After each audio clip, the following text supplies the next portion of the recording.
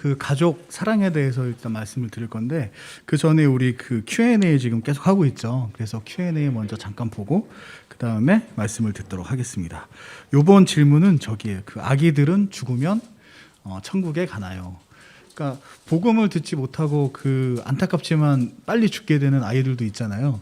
그래서 그런 아이들은 어떻게 이제 천국을 가게 되냐? 뭐 믿음과 회개, 복음을 듣고 이해하지 못하고 뭐 이런 텐데, 그런 아이들은 그러면 천국에 못 가는 거 아니냐? 그러면 굉장히 억울할 것 같고 불공평한 것 같은 그런. 네, 이제 그래서 아마 이런 질문을 좀 해주신 것 같아요.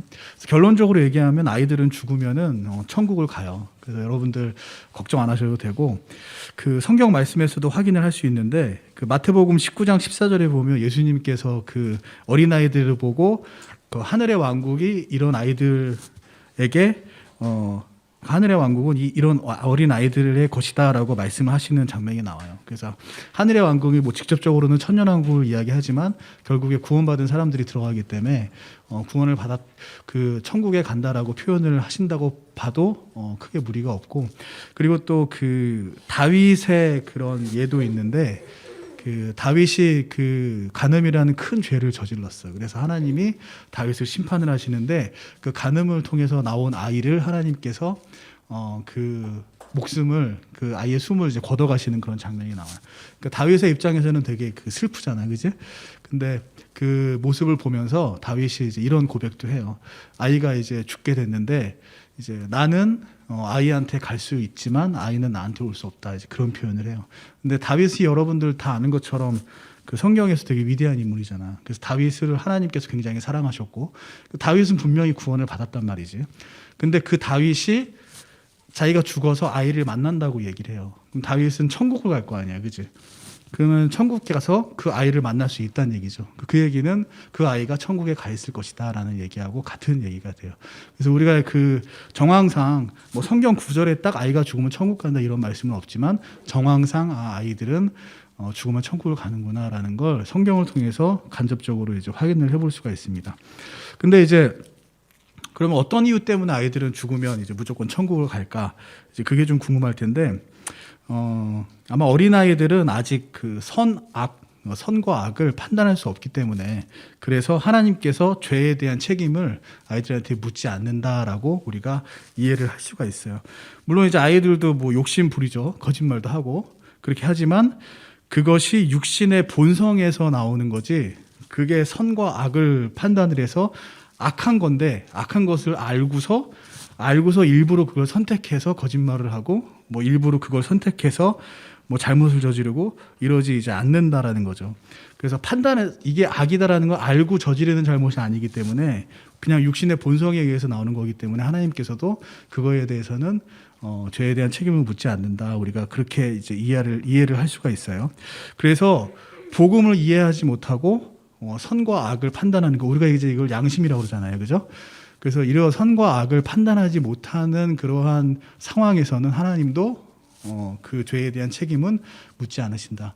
그리고 또 베이스에 깔려 있는 거는 하나님은 누구나 다 천국 가길 원하시고 어떻게 해서든 구원받길 원하시고 하세요. 그렇기 때문에 그런 상황에서 하나님께서 죄의 책임을 묻지 않는다라고 우리가 이해를 할 수가 있겠죠. 그러면은 과연 그러면 그 나이가 언제냐? 몇 살까지 그러면은 그 아이가 죽게 되면 무조건 천국에 가느냐? 사실 그 나이는 아무도 몰라요. 그리고 그 사람마다 다 다르죠, 그죠?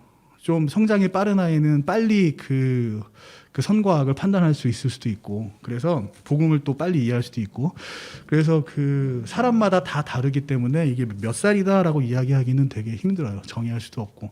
근데 선생님이 개인적으로 생각하기에 빠른 아이들은 한 4-5살 되면 알 수 있지 않을까? 그런 생각이 들고, 조금 늦은 아이는 뭐 초등학교 한 1, 2학년까지 갈 수 있지 않을까? 그냥 개인적으로는 그렇게 생각을 해요. 근데 그거를 정확하게 딱 얘기를 할 수는 없고, 그래서 그 어린아이가 천국을 가는 이유는 그 선과 악을 이제 판단할 수 없기 때문에, 그리고 복음도 이해할 수 없기 때문에 하나님께서 그렇게 이제 죄의 책임을 묻지 않는다라고 우리가 이해할 수 있습니다. 그래서 같은 이제 이유로 우리 지적장애 등의 그런 이유 때문에 그 몸은 이제 커서 어른이 됐지만 그 이 정신 연령은 어린아이와 같은 사람들도 있을 수 있잖아요. 그죠? 그래서 그런 사람들은 복음을 이해할 수가 없고 또 선과 악을 판단할 수 없기 때문에 몸이 어른이 됐다라고 해도 선생님은 동일하게 그 사람들은 죽으면 다 천국에 가지 않을까 그런 생각이 들어요.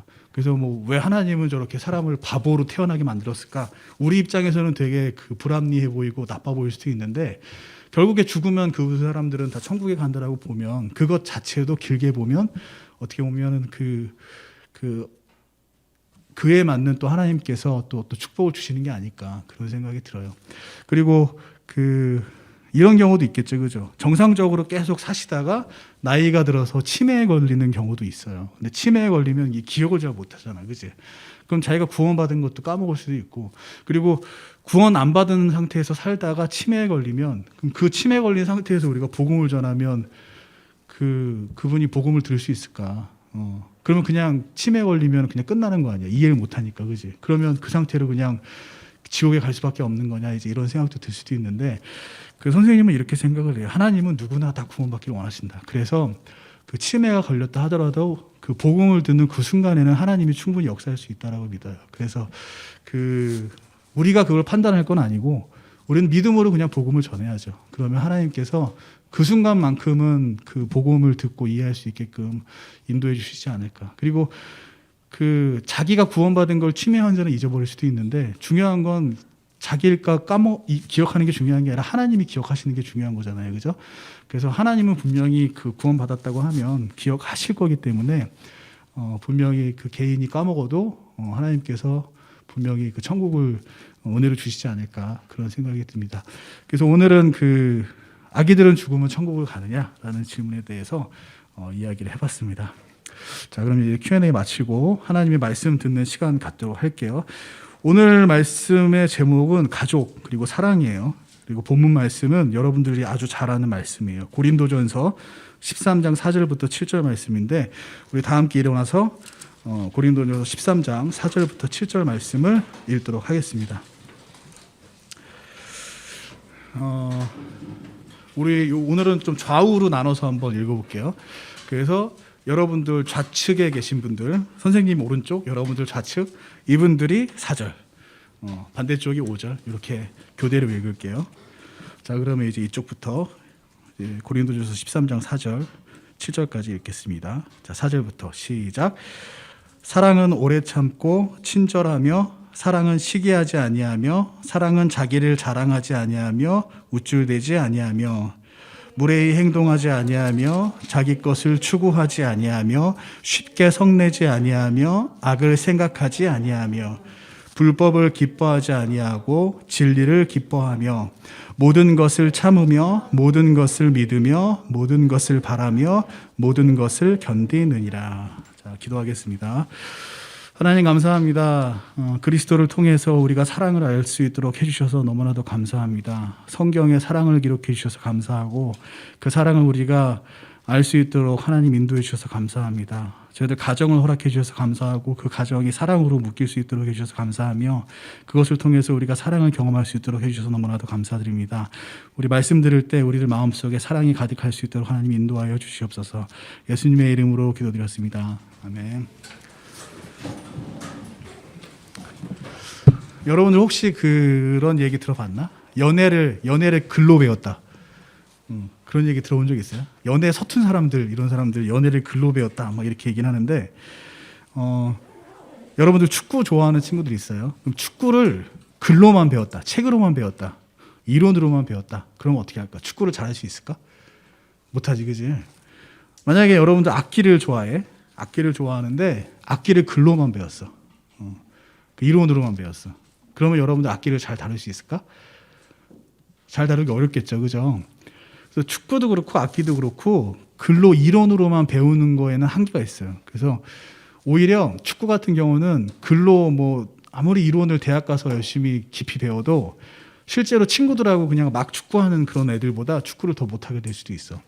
그래서 그 축구도 그렇고 악기도 그렇고 실제 실습하는 게 되게 중요하죠. 그래서 여러분들 뭐 음악 미술 이런 거 다 실습 있잖아. 체육도 그렇고. 그래서 이런 실습 같은 것들, 우리가 실제로 이제 행해야 되는 것들, 이런 것들은 실습이 되게 중요하다라는 거예요. 근데 그 실습이라는 건 다시 얘기하면 뭐냐? 경험이죠, 경험. 직접 경험하는 거예요. 실습이라는 게.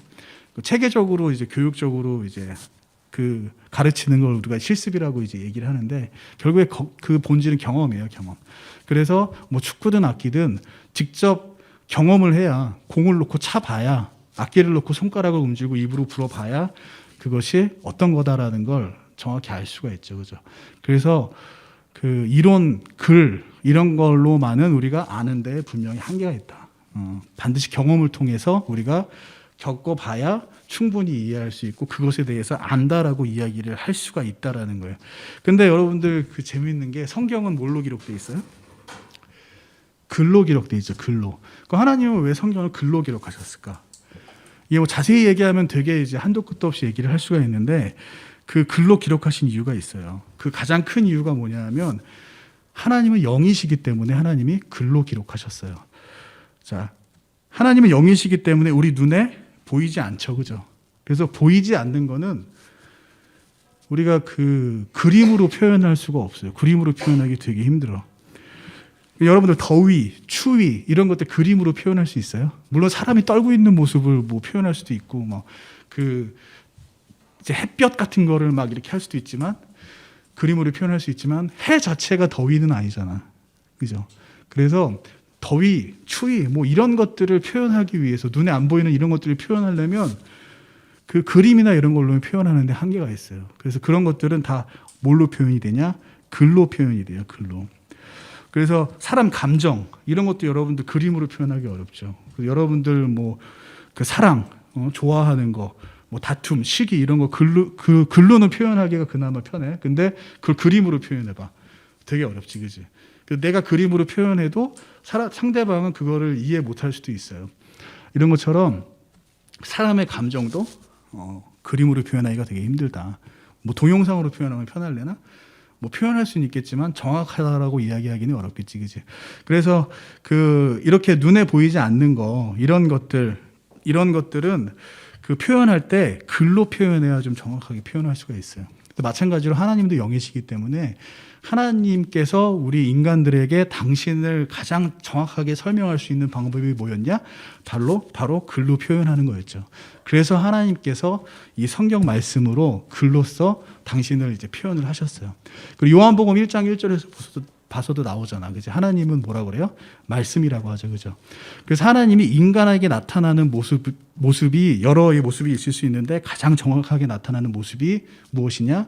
글로써 이렇게 텍스트로 하나님께서 설명을 해주시는 게 가장 잘 정확하게 설명을 할 수가 있다라는 거예요. 그래서 하나님이 우리에게 글로 나타나신 거지, 그지? 그 글로 나타난 게 뭐예요? 바로 여러분들이 가지고 있는 성경이에요. 그래서 여러분들은 하나님을 만날 때 주로 어떻게 만나요? 당연히 글로 만나겠지, 그지? 성경으로 만나요. 그래서 우리가 하나님을 만난다고 할 때 제일 먼저 1차원적으로 만나야 되는 게 뭘로 만나야 되냐? 글로, 성경으로 먼저 만나야 돼요. 여러분들은 뭐 이미지, 감정 뭐 이런 걸로 먼저 만나는 게 아니야. 성경으로 반드시 우리가 먼저 만나야 된다. 자, 그리고 우리가 성경의 주제를 사랑이라고 하잖아요. 사랑.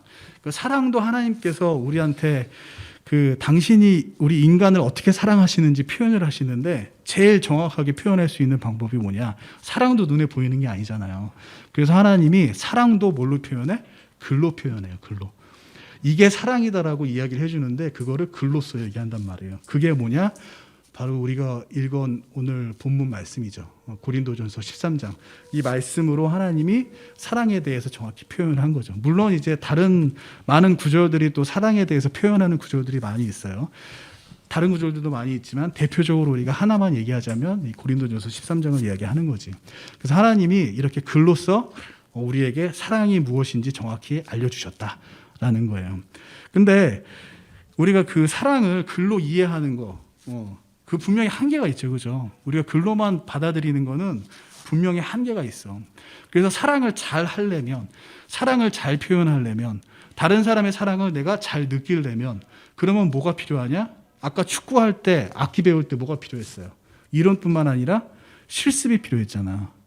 경험이 필요했죠. 그죠? 그래서 그 사랑을 진짜 실습하고 경험할 수 있도록 하나님께서 여건을 만들어 주셨어요. 어떤 공동체를 만드셨단 말이야.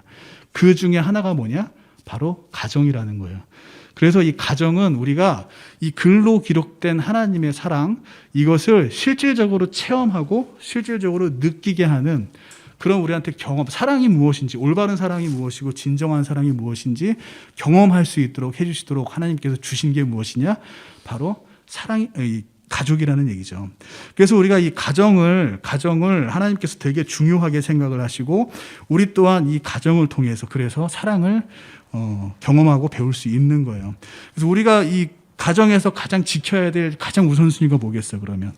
가정에서 가장 우선으로 둬야 되는 거 바로 사랑이겠죠, 그죠? 그래서 가족에게 가장 중요한 게 무엇이냐? 바로 사랑이에요. 고린도전서 13장 우리가 읽었던 이 4절에서 7절 말씀 같은 이러한 사랑이 어디서 나타나야 되냐? 우리 가정 가운데 그러한 사랑이 나타나야 된다라는 거죠. 자, 그러면 우리가 경험해야 되는 사랑에 대해서 조금 구체적으로 얘기를 해볼게요. 자, 여러분들 그 좋아하는 거, 사랑하는 거 그 둘 사이의 차이를 알고 있어요? 좋아한다, 사랑한다? 이게 뭐 사실 말장난 같은데 그 한번 이 사랑이 뭔가에 대해서 생각해 보기 위해서 이런 그 비교하는 사고도 좀 도움이 될 것 같아. 자, 좋아하는 거는 보통 이제 내가 중심이라고 그래요. 나를 중심으로 좋아하는 거. 그래서 이제 뭐 내가 좋아한다 이런 표현이 좀 더 적합하다, 더 맞다, 뭐 이렇게 어울린다 이렇게 얘기를 하고, 사랑은 뭐냐면 상대방이 중심이 되는 거래요. 그래서 내가 아니라 상대방이 중심이 되는 거. 그래서 당신을 사랑합니다라는 표현이 더 어울린다. 뭐 이렇게 이야기를 해요. 그리고 인터넷에서 선생님이 찾아보니까 이 사랑과 좋아하는 거에 대해서 그 잘 표현한 글들이 많이 있더라고. 그 선생님은 여러분들하고 지금 나이 차이가 몇 살 차이나? 한 30살 차이 나잖아, 그지? 30살이나 차이 나는데. 그래서 여러분들 언어로 표현하기 되게 힘들어. 선생님이 언어로 표현하면 여러분들이 이해를 잘 마음으로 느끼지 못할 것 같아서 인터넷을 찾아봤어. 어떻게 이야기를 하고 있나. 그래서 한번 다음 장 보시면 이런 이야기들이 있어요. 좋아하는 건 그 사람으로 인해 내가 행복해졌으면 하는 거다. 그러니까 그 사람이 나 때문에 행복해졌으면 좋겠다 이런 거고, 사랑하는 건 아니다, 반대다, 반대. 좋아하는 건 내가 그 사람 때문에 행복해졌으면 좋겠다라는 게 이제 좋아하는 거고, 사랑하는 거는 그 사람이 나 때문에 이제 행복했으면 좋겠다라는 거라는 거예요. 그래서 1번은 이제 그 누가 중심이냐는 거지, 그지? 좋아하는 건 나고 사랑하는 건 상대방이다. 그리고 좋아하는 거는 그 사람이 그래서 좋다, 뭐 이유가 있다는 거지, 그지? 근데 사랑하는 건 어때요? 사랑이라는 건 그래도 좋아. 그러니까 단점이 보여도 그래도 좋다라는 거지, 그지? 그게 사랑이다. 그리고 3번에 보면 좋아하는 데는 이유가 있고 사랑하는 데는 이유가 없다. 존재 자체가 이제 좋다는 거지, 존재 자체가. 그리고 4번 보니까 좋아하면 욕심이 생기고 사랑하면 그 욕심을 포기하게 되는 거. 내가 중심이니까 자꾸 그 사람 통해서 뭔가 얻고 싶어, 사랑받고 싶어, 이게 이제 좋아하는 거라면, 사랑은 그런 대가 없이도 내가 다 주고 싶은 거, 내 권리를 포기하는 거, 이렇게 사랑이다. 그런 것 같아요. 다음 장 보면 옛날 과외 선생님이 알려주셨지, 뭐 이런 것도 있어. 옛날 과외 선생님이 알려주셨는데 좋아하는 건 목적이 있어서 그렇대. 그래서 그 목적을 성취하려고 하는 거고, 그래서 목적을 성취하게 되면 더 이상 좋아하지 않는다. 그래서 좋아한다고 말하는 사람한테는 절대 시집가면 안 된대. 그래서 이거 뭐 그 남자든 여자든 여러분들 그 프로포즈 할 때 좋아합니다 이러면 안 될 것 같아. 그 사랑하는 거는 부모가 자식을 사랑하듯 상대방에게 아무런 목적이나 바라는 점이 없다. 그게 사랑이라고 해요. 아무런 목적이나 바라는 게 없다. 그래서 그게 중학교 때 들었던 내용인데 인상 깊어서 가슴 깊이 남겨둔대요. 그래서 저렇게 선생님이 얘기를 해야 여러분들이 마음 깊이 하는데 선생님이 저렇게 표현을 못하겠네. 자, 그렇답니다. 다음 장. 좋아하는 그 사람이, 좋아해는 그 사람이 나 없으면 힘들기를 바라는 거. 사랑에는 그 사람이 나 없이도 행복하길 바라는 거. 이것도 상대방 중심이죠, 그죠? 그리고 8번 보니까 남친한테 나 얼만큼 사랑해? 라고 물어봤더니 그냥 자기는 상투적으로 뭐 하늘만큼 땅만큼 이럴 줄 알았는데, 만약 네가 아파서 팔 한쪽을 잘라야 해, 근데 그걸 내가 대신할 수 있게 된다면 망설임 없이 팔 하나는 줄 수 있을 것 같아. 야, 뭐 이런 걸 우리가 좀 배워야 돼. 연애를 글로 배우면 이런 거 글로 배우면 되게 감정을 실어서 얘기해야 되는데 뭐 만일 내가 아파서 파란 쪽을 잘라야 되고 이렇게 하면 감동이 없겠지, 그지?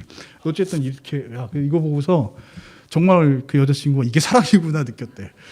파란 쪽은 자를 수 있어야 여러분들 사랑이라고 이야기할 수 있나 봐. 예. 다음 장. 좋아하면 높은 곳으로 가고 싶어진대. 그래서 그 사람 꼭대기에 서서 내 마음대로 하고 싶은데 사랑하면 오히려 내가 낮은 곳으로 가고 싶다라는 거야. 그래서 나는 잠겨 죽더라도 그 사람 기쁨, 슬픔, 아픔까지 다 내가 받아주고 싶다. 그게 이제 사랑이었다. 그러니까 나는 상대방을 높이기 위해서 나는 한없이 낮아지는 것도 좋다라고 하는 게 사랑이라는 거지, 그지? 그래서 여러분들 이 글들 보니까 어때요? 그 공감이 많이 가죠, 그죠? 여러분들 아마 머릿속으로 그렇구나, 뭐 그럴 수도 있는데 그렇지 않고 아마 이 마음속에 뭔가 이렇게 공감되는 게 있었을 거야. 그래서 대부분의 친구들이 아마 저걸 보면서 이제 마음으로 느끼는 게 있었을 텐데 그게 왜 그러냐면 여러분들이 아마 올바른 사랑을 경험을 해봤기 때문에 저러한 글들에 좀 공감을 마음으로 할 수 있게 되는 거 아닐까 그런 생각이 들어요. 그래서 하나님은 사람들의 마음속에 사랑을 기본적으로 다 심겨두셨어. 하나님의 속성이 사랑이기 때문에 그 사람을 하나님의 형상대로 만드셨잖아요. 그래서 그 형상에는 이 육신의 외모도 포함이 돼요. 그래서 하나님이 그 육신으로 나타나실 때 천사들 나타내는 모습 보면 다 이 사람의 모습으로 나타나잖아요. 근데 그것뿐만 아니라 또 하나 심겨두신 게 뭐냐면 바로 사랑이라는 거야. 그 속에 하나님이 인간한테는 하나님이 가졌던 그 사랑을 심겨두셨다라는 거예요. 그래서 누구나 그 사랑을 가지고 사랑을 느낄 수가 있어. 우리가 사랑을 가지고 사랑을 느낄 수가 있는데 근데 중요한 게 뭐냐면 여러분들 누구나 축구를 배울 수 있고 누구나 악기를 배울 수 있지만 잘못된 선생님한테 축구를 배우면 안 되지, 그죠? 야, 안 볼 때 태클 걸어. 이렇게 축구를 가르치는 사람한테 배웠다고 해봐. 악기를 배우는데 정식으로 내가 딱 할 수 있도록 해야 되는데 이런 기초는 안 가르치고 기교만 가르치는 선생님을 만났다. 그러면 제대로 악기를 배울 수가 없겠죠. 사랑도 마찬가지야. 여러분들이 그 안에 사랑이라는 걸 다 가지고 있고 어떤 사랑이 올바른 사랑인지 다 배울 수 있지만 근데 그거를 잘못 가르쳐주면 여러분들이 사랑을 잘못 배우면 그러면 여러분들이 올바른 사랑, 진정한 사랑을 할 수 없다라는 얘기예요. 그래서 어떤 사람들은 상대방에 대한 집착을 사랑이라고 착각하는 사람들도 있어. 또 어떤 사람들은 그 불타오르는 청춘의 사랑만 생각을 해서 육신적으로 끌려야 육신적으로 어떤 욕정이 생겨야 그게 사랑이다 라고 이야기하는 사람들도 있단 말이에요. 근데 성경에서 말하는 사랑은 그런 게 아니야. 그래서 사랑을 배울 때는 정말 올바른 진정한 사랑을 제대로 배워야 된다. 그래서 여러분들 예를 들어서 사랑을 배울 때 사랑은 주고받는 거야. 기브 앤 테이크야 라고 배운 사람들이 있다고 쳐봐. 여러분들 연애할 때 밀당한다고 그러지, 그치? 야, 연인끼리 밀당은 당연한 거야. 그게 무슨 얘기야? 사랑을 주고받아야 된다는 그런 생각이 깔려있는 거지, 그치? 근데 그렇게 사랑을 배운 사람들은 어떻게 되는지 알아요? 나중에 예수님을 영접을 해도 예수님에 대한 사랑을 들어도 오해를 해. 예수님이 나한테 이렇게 큰 사랑을 줬으면 나도 당연히 그에 대한 사랑을 예수님한테 보답을 해야 된다. 그렇지 않으면 내 구원을 잃어버릴 것 같은 거야. 그런 착각을 하게 된단 말이야. 사랑은 주고받는 거라고 착각을 하게 되면. 그리고 여러분들 지금은 모르겠는데 옛날에 선생님이 여러분 때 CF 중에 이런 문구가 있었어. 사랑은 움직이는 거야. 이게 어디에 나왔던 카피인 줄 알아? 이동통신 0100. 그러니까는 그 KT가 있고 SK가 있잖아. 사랑은 움직이는 거야. 그러니까 번호 이동하라는 얘기지, 그지? 그래서 옮기고. 근데 사랑을 움직이는 거야라고 그 배우면 잘못된다는 거야. 여러분들 침대는 과학입니다. 이거 알아? 많이 들어봤지? 그래서 침대를 가구라고 생각 안 하고 침대는 과학이라고 생각하는 애들이 생겼대. 그런 것처럼 제대로 배워야 돼. 사랑을 움직이는 거라고 배우면 이것 또한 어떻게 이제 오해가 될 수 있냐? 구원을 잃어버릴 수 있구나. 하나님이 나를 사랑하는데 그 사랑이 움직일 수도 있구나. 이렇게 착각을 하게 된단 말이에요. 그래서 중요한 건 여러분들이 올바른 사랑을 경험해야 돼. 올바른 사랑을 경험하면서 올바른 사랑을 배워야 돼요. 근데 그 올바른 사랑을 경험할 수 있는 그 가장 최고의 장소가 무엇이냐? 여러분들한테 올바른 사랑을 가르치기 위해서 하나님께서 만드신 그게 무엇이냐? 그게 바로 가정이라는 거죠. 가족. 그래서 여러분들은 그 가정 안에서, 가족 안에서 가장 올바른 사랑을 배울 수가 있어요. 그래서 하나님도 이 가정을 지키기 위해서 굉장히 노력을 많이 해요. 먼저 인간을 창조함과 동시에 가정을 만드셨죠. 그죠? 남자와 여자를 만들어서 가정을 만드셨어요. 그리고 이 가정을 지키기 위해서 엄청나게 노력을 하는데, 우리 창세기 10장 20절을 한번 볼게요. 찾아봐도 되고 아마 여기 슬라이드에도 있을 거예요. 창세기 10장 20절을 보면 이런 말씀들이 있어요. 이들은 함의 아들들 곧 그들의 가족들과 언어들에 따라 그들의 나라들과 민족들대로 함의 아들들이라. 이게 무슨 이제 하나님의 노력이냐라고 생각할 수도 있는데, 여러분들 바벨탑 사건 알죠, 그죠?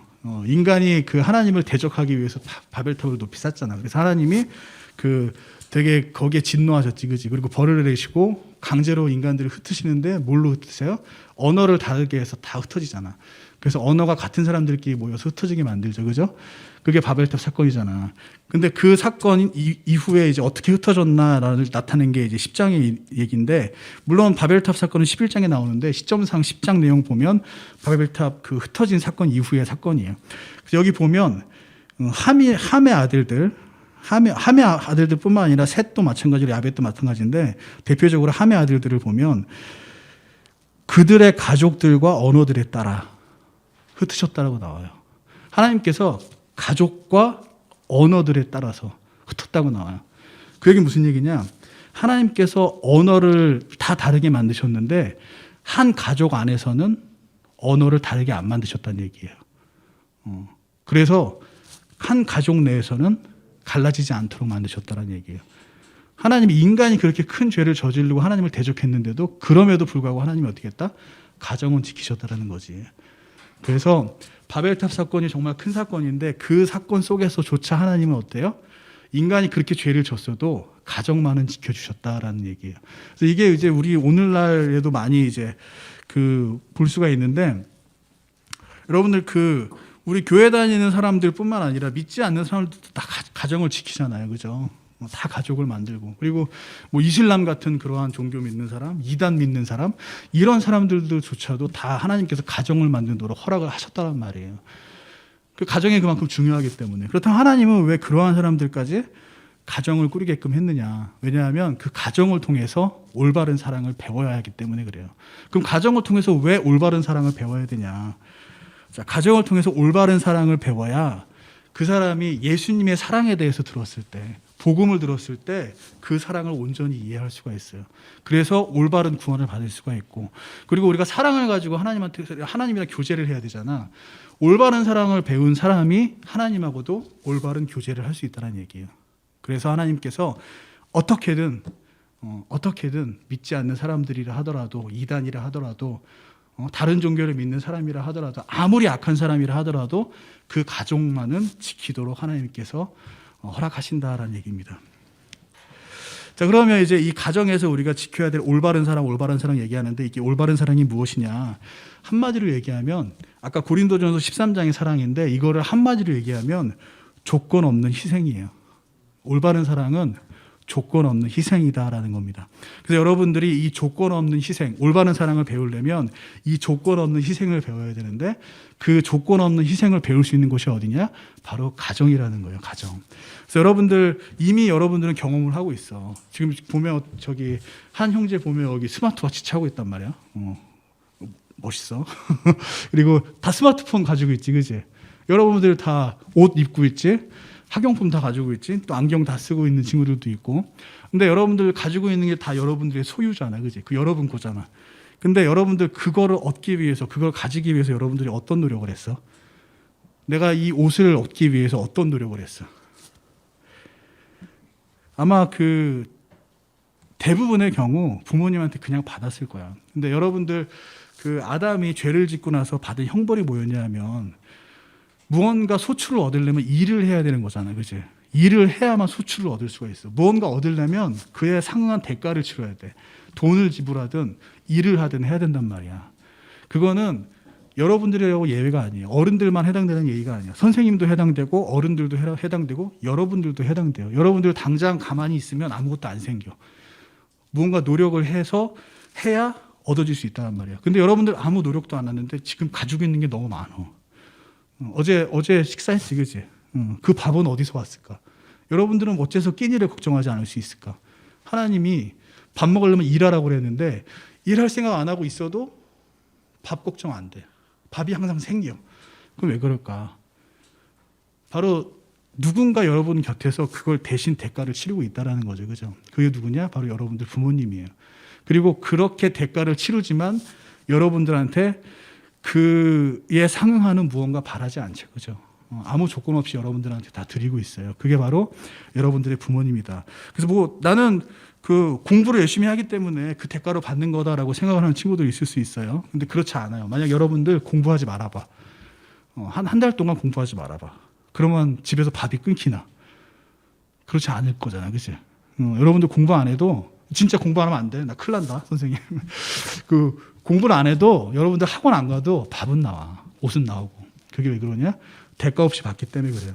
그래서 여러분들에게 그렇게 대가 없이 조건 없이 희생하는 분이 있는데 그게 바로 여러분들의 부모님이다. 그래서 뭐 선생님이 사실 뭐 옷, 음식, 스마트폰 이런 것만 얘기했는데 그거는 뭐 여러분들에 대한 사랑의 일부에 지나지 않아요. 그래서 여러분들 항상 건강 생각하고 또 여러분들 위해 기도하고 자신보다 여러분들 우선으로 챙기죠. 그죠? 그리고 자신들의 행복보다 당신들의 행복보다 여러분들의 행복을 사실 더 우선으로 많이 생각을 해요. 그리고 여러분들 웃는 모습 볼 때 가장 행복해요. 여러분들 부모님들이. 내가 부모가 돼 봐서 알아. 내 자식이 행복할 때 내가 지금 보면서 얘기 못 하겠는데 내 자식이 행복할 때 사실 부모가 제일 행복해. 그리고 여러분들 인생을 위해서 자신의 인생을 기꺼이 희생하는 사람, 그런 사람들이 바로 여러분들의 부모님이라는 거죠. 여러분들이 그거를 경험하면서 자라고 있어. 그래서 그 조건 없는 희생, 대가를 바라지 않는 그 희생을 여러분들이 경험하고 있기 때문에 그러한 경험이 바로 그 진정한 사랑에서 나오는 그러한 모습이다. 그래서 그 진정한 사랑은 대가를 바라지 않아요. 진정한 사랑은 진짜 그 온전한 희생으로밖에 표현이 될 수가 없어요. 그래서 이렇게 그 희생을 하는 경험을 여러분들이 이미 하고 있다는 얘기예요. 만약 여러분들 부모님들 중에서 여러분들이 생각하기에 우리 부모님은 좀 더 부자였으면 좋겠다. 우리 부모님은 좀 더 직장이 좋았으면 좋겠다. 또 명예가 있었으면 좋겠다. 뭐 그럴 수도 있을 수도 있어요. 근데 그렇다 하더라도 여러분들이 부모님을 사랑해야 되는 그런 것들이 전혀 장애가 될 수 없어요. 무슨 얘기냐면 여러분들 반대로 생각을 해서 여러분들이 만약 공부도 못하고 여러분들이 만약에 스스로 못생겼다고 생각할 수도 있죠. 그럴 수도 있고 뭐 운동도 못한다고 생각할 수도 있고 뭐 그 노래도 못하고 뚱뚱하고 볼품없이 보이고 나는 다른 친구들에 비해서 뭐든지 다 못해 보이고 그렇게 여러분들이 느낀다 하더라도 그래도 여러분들 부모님은 그것이 여러분들을 사랑하는데 아무런 방해가 안 된다는 얘기예요. 부모님들이 여러분들을 사랑하는 거는 여러분들이 존재하기 때문에 사랑하는 거예요. 여러분들의 존재 자체가 여러분들이 있는 그거 자체가 여러분들 부모님들한테는 기쁨이고 사랑이 된다는 얘기죠. 여러분들 존재 자체가 소중하다는 얘기예요. 그래서 여러분들이 그 경험할 수 있는 그 사랑 중에 일생을 살면서 여러 사랑을 경험하게 될 거예요. 여러 사랑을 경험하게 될 텐데 그 사랑들 중에서 하나님의 사랑하고 가장 가까운 사랑이 있다면 그것이 무슨 사랑이냐? 바로 부모님의 사랑이에요. 그래서 여러분들 부모님이 여러분들을 사랑하듯이 하나님도 여러분들을 사랑하고 있다. 이렇게 생각해도 무방해요. 거의 비슷해요. 그리고 우리가 부모님을 통해서 조건 없는 희생을 배울 수가 있죠. 자, 예수님께서 조건 없이 우리를 위해서 십자가에서 죽으셨죠. 그죠? 그리고 아무런 대가 없이 우리한테 구원을 선물로 주셨어요. 근데 그 이유를 어떻게 이해할 수 있냐? 여러분들이 부모님의 사랑을 경험하면 그 이유를 이해할 수가 있는 거예요. 그리고 부모님의 사랑이 바로 하나님의 사랑이구나. 그래서 하나님의 사랑을 경험하고 보고 싶다라고 하면 여러분들이 부모님의 사랑을 떠올리면 된다라는 겁니다. 그래서 하나님께서 이 세상에 가정을 세우셨어요. 그리고 가정 안에서 사랑을 배우기를 무엇보다도 바랍니다. 근데 그 사랑은 노력을 통해서 여러분들이 그 가정 안에서 가만히 있다고 그 사랑이 막 생겨나는 거 아니에요. 모두의 노력이 필요해요. 여러분들 아빠의 노력도 필요하고 엄마의 노력도 필요하고 뭐 할머니 할아버지 같이 산다고 하면 할머니 할아버지의 도움도 필요하고 노력도 필요하고 그리고 여러분들 뭐 형 누나 오빠 동생 있죠. 그들의 노력도 필요하고 무엇보다도 제일 필요한 건 뭐냐? 여러분들의 노력이 필요해요. 가정 안에서 사랑이 정말 지켜지고 사랑을 매일 느낄 수 있게 되려면 무엇보다도 여러분들의 노력이 필요하다라는 겁니다. 그 선물이라는 게 좋은 선물을 내가 한없이 받기만 해. 그러면 그 선물에 대한 기쁨 이런 걸 느끼는 게 그 선물 자체에서만 느낄 수가 있어요. 근데 여러분들이 누군가에게 좋은, 내가 정말 소중하게 가지고 있는 걸 선물을 해봐. 선물을 해보면 선물을 주는 사람의 마음을 알 수가 있거든. 그러면 선물 주는 사람의 마음을 알 수 있게 되면 어떻게 되냐? 다른 사람한테 귀중한 선물을 받았을 때 그 선물 자체도 기쁘지만 그 사람의 마음을 알기 때문에 그 사람 마음도 더 기뻐 오히려. 그래서 선물을 받을 때 더 큰 기쁨을 느낄 수가 있어요. 다시 얘기해서 좋은 선물, 내 소중한 것을 선물을 줘본 사람만이 다른 사람한테 선물을 받았을 때 그것이 무엇을 의미하는지 알 수 있다는 얘기예요. 그리고 더 큰 기쁨을 누릴 수가 있고, 마찬가지예요. 여러분들이 올바른 사랑, 진정한 사랑 많이 받고 있는데 그거를 정말 제대로 느끼려면 여러분들도 그 사랑을 누군가에게 줘보는, 누군가에게 해보는 그런 경험이 필요하다는 거예요. 그 중에 하나가 뭐냐? 성경에서는 뭐라고 얘기하냐면 이렇게 얘기해요. 골로새서 3장 20절 한번 볼게요. 골로새서 3장 20절.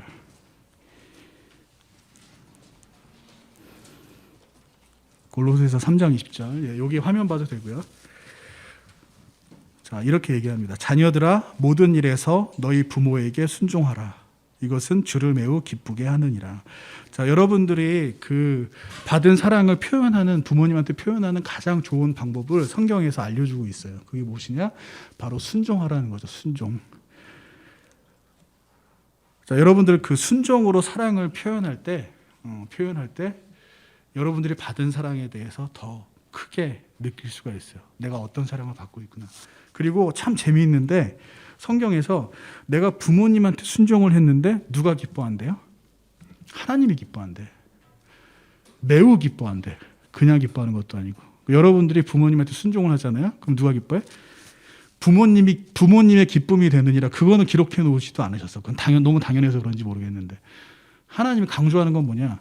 너희들이 순종을 하면 내가 기뻐. 하나님이 매우 기뻐하신대요. 자, 가정을 세우는 일, 이거는 하나님이 매우 기뻐하시는 일이에요. 사랑을 배우는 거, 그거 굉장히 하나님께서 기뻐하시는 일인 거죠, 그죠? 그래서 여러분들 부모님한테 순종함으로써 여러분들이 배울 수 있는 것이 무엇이냐? 온전한 사랑을, 올바른 사랑을, 고린도전서 13장에 나오는 그 사랑, 그리고 하나님의 사랑, 그거를 여러분들이 배울 수 있다라는 겁니다. 그래서 그 사랑을 배웠을 때 여러분들이 어때요? 좀 더 하나님, 예수님의 사랑을 이해할 수 있고 좀 더 하나님과 사랑으로 깊은 교제를 할 수가 있겠죠. 그죠? 그래서 여러분들, 그래서 하나님이 기뻐하신다라고 여러분들 이제 배웠으니까 이제 부모님한테 순종하는 여러분들이 됐으면 좋겠습니다. 그래서 그렇게 순종을 하면 여러분들 그로 인해서 정말 부모님이 너무나 기뻐하고 행복할 거예요. 그 모습 보면 여러분들도 당연히 기쁘고 행복하겠죠. 그죠?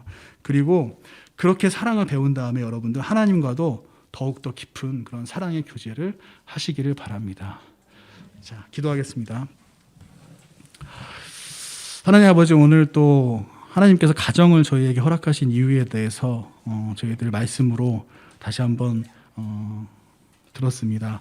정말 가정 안에서 사랑이 가득해야 됨을 저희들 배웠는데 그 사랑이 가득하기 위해서는 무엇보다도 한 개인의 노력이 아니라 가족 구성원의 모두의 노력이 필요함을 저희들 또한 말씀을 통해서 배웠습니다.